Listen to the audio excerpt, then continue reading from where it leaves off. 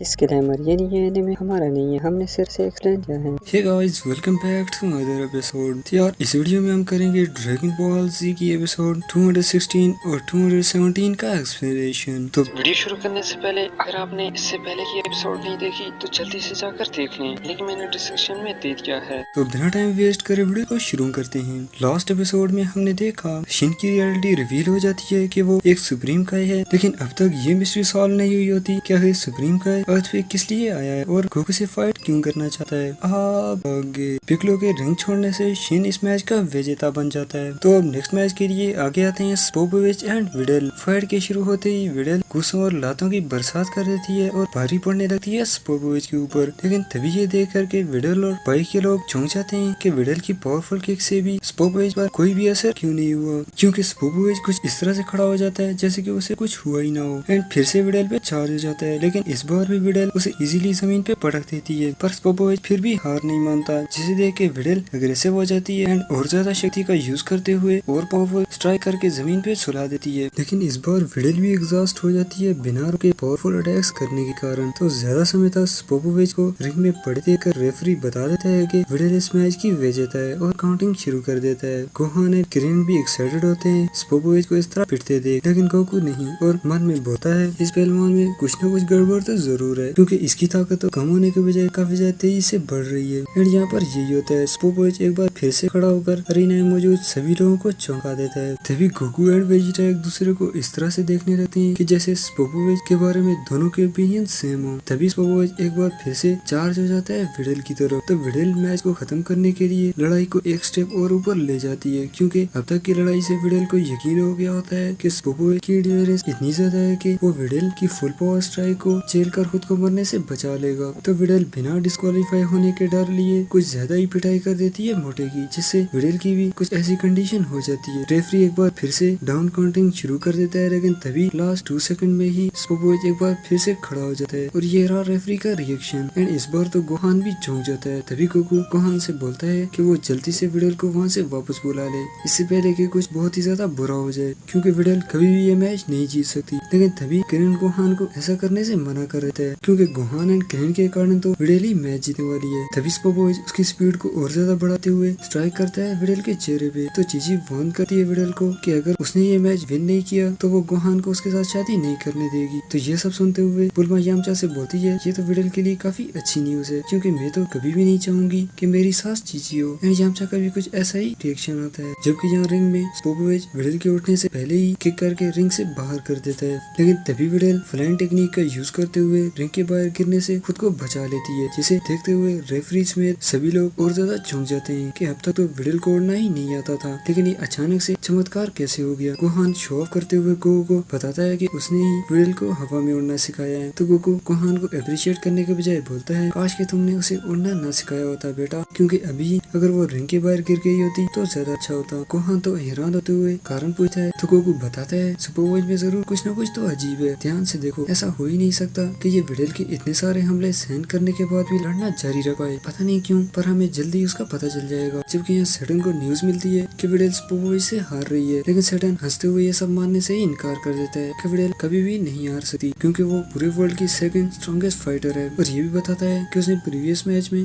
पोपोविच को बड़ा easily dominate कर दिया था। जबकि इस तरह विडल पोपोविच से तंग आ गई होती है कि ये तो हार मानने का नाम ही नहीं ले रहा। तो विडल जरा भी ताकत होल्ड किए बिना उसकी नेक पे पावरफुल स्ट्राइक करती है, लेकिन विडल इतना ज्यादा गुस्से होगी किसी ने सोचा भी नहीं था, क्योंकि इस स्ट्राइक से कुछ ऐसा हाल हो जाता है पोपोविच का, जिसे देखते हुए विडल भी डर जाती है, क्योंकि उसे भी इसकी उम्मीद नहीं थी। सभी लोग तो विडल को इस तरह से देखने लगते हैं जैसे वो कोई आम लड़की नहीं बल्कि कोई मॉन्स्टर हो। एंड इस सब को देखते हुए रेफरी विडल को डिस्क्वालीफाई कर देता है, क्योंकि इस टूर्नामेंट में जान लेना मना है। एंड ये भी बताता है कि विडल ने जरूरत से ज्यादा ताकत का इस्तेमाल करते हुए पोपोविच को एंड इतना बोलते ही रेफरी रुक जाता है, क्योंकि यहाँ कुछ ऐसा होने लगता है। पोपोविच उसकी मुड़ी हुई गर्दन के साथ ही उठकर खड़ा हो जाता है और कुछ देर स्ट्रगल के बाद फिर से अपने आप को बिल्कुल पहले जैसा बना देता है। एंड अब तो किरण और गोहान को भी गोकू की बातों पे यकीन होने लगता है, जबकि यहाँ विडल ये सोच करके लड़ने की उम्मीद खो देती है कि आखिर कोई इंसान मरने के बाद जिंदा कैसे हो सकता है, क्योंकि जब पोपोविच का गला टूटने से नीचे वो गिर गया था तब उसकी सांसें भी चलना बंद हो गई थी। तो ये इतनी देर सांस होल्ड करने के बाद जिंदा कैसे हो सकता है। विडल ये सब सोच रही होती है कि तभी पोपोविच किक करके विडल की नाक ही तोड़ देता है और इससे पहले कि एक और अटैक करे विडल हवा में चली जाती है कि कुछ देर आराम से उसकी खोई शक्ति वापस आ जाए। लेकिन पोपोविच के पास उस उससे भी कुछ खास होता है और वो उड़कर विडल से भी ऊपर चला जाता है। सभी लोग पहले ही काफी ज्यादा हैरान थे, लेकिन ये सब देखते हुए और भी ज्यादा चौंक जाते हैं। तभी स्पोबॉय की अटैक का यूज करते हुए जी फाइटर्स को भी कंफ्यूज कर देता है। की अटैक हिट होने के बाद भी विडल कैसे भी करके खुद को संभाल लेती है, जबकि यहाँ क्रेन ये सोच करके खुश हो रहा होता है कि स्पोबॉय के की अटैक का डैमेज आउटपुट न होने के बराबर है। लेकिन वेजिटा मना कर देता है कि वो जानबूझकर कम ताकत का यूज कर रहा है, क्योंकि उसका असल मकसद विडल को तड़पाना है, न कि उसे मारना। तभी कोको भी बताता है कि पहले टूर्नामेंट में स्पोबॉय के पास कोई भी सुपर पावर नहीं थी, लेकिन ये मान भी लेते हैं ट्रेनिंग से ये सब अचीव कर लिया हो, तो फिर इसे कंट्रोल करना भी आना चाहिए ना,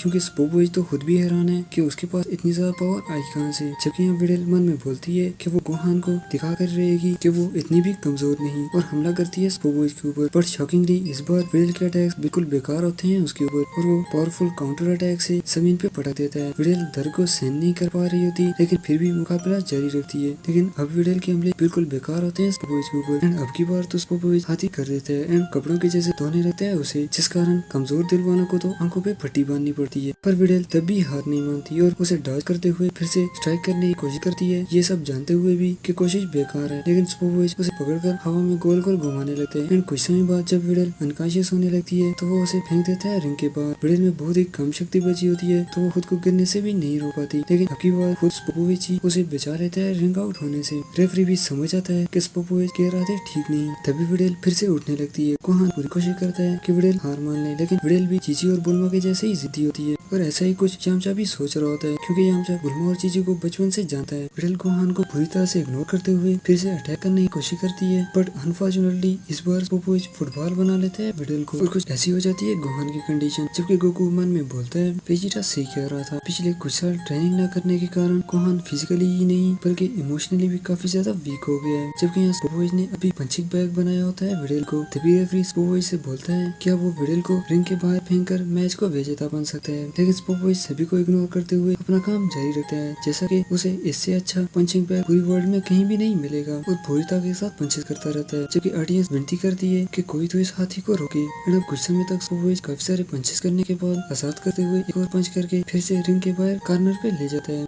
विडल दर्द को सहन न कर पाने के कारण रोती रहती है। गोहान अब विनती करने लगता है विडल से कि वो भी के अभी रिंग से बाहर कूद जाए, लेकिन विडल ने भी कसम उठाई होती है कि जब तक वो अपनी सारी हड्डियां तुड़वा न ले वो हार नहीं मानेगी। तभी रेफरी बोलता है विडल से कि वो उसे और पिटता हुआ नहीं देख सकती, इसलिए उसे हार मान लेनी चाहिए। पर विडल अपनी जिद से पीछे नहीं हटती एंड एक बार फिर से रेडी हो जाती है फाइट के लिए, लेकिन सब बेकार। विडल के पास डाज करने के लिए भी ताकत नहीं बची होती। लेकिन दोस्तों मैं तो यहाँ ये सोच करके हैरान हूँ कि इतने सारे पंचेस और ये पावरफुल नी स्ट्राइक खाने के बाद भी विडल के दांत सलामत कैसे हैं? ये तो सारे के सारे टूट जाने चाहिए थे। अमेजिंग हाँ।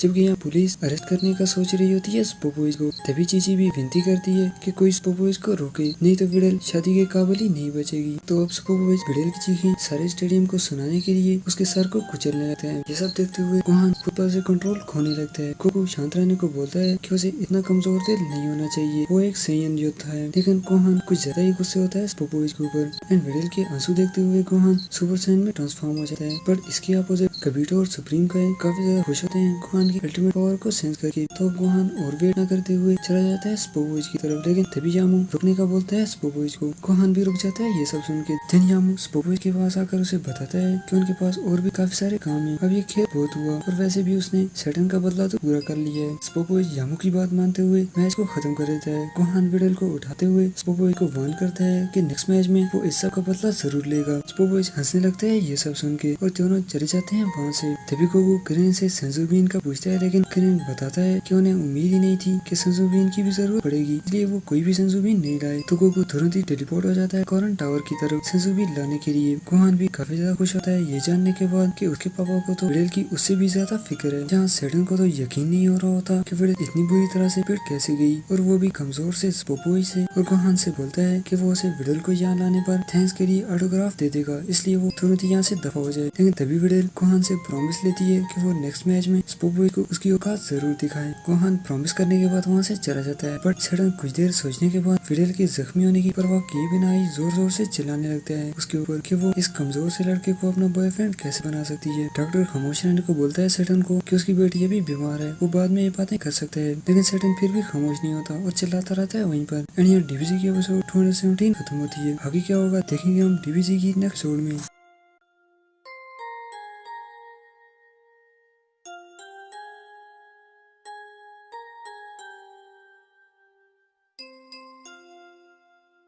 कैसी लगी कमेंट्स में जरूर बताना। लाइक शेयर और चैनल को सब्सक्राइब करना भी मत भूलिएगा, क्योंकि इससे जब भी मैं न्यू वीडियो डालूंगा आपको नोटिफिकेशन मिल जाएगा। मिलते हैं नेक्स्ट वीडियो में, तब तक के लिए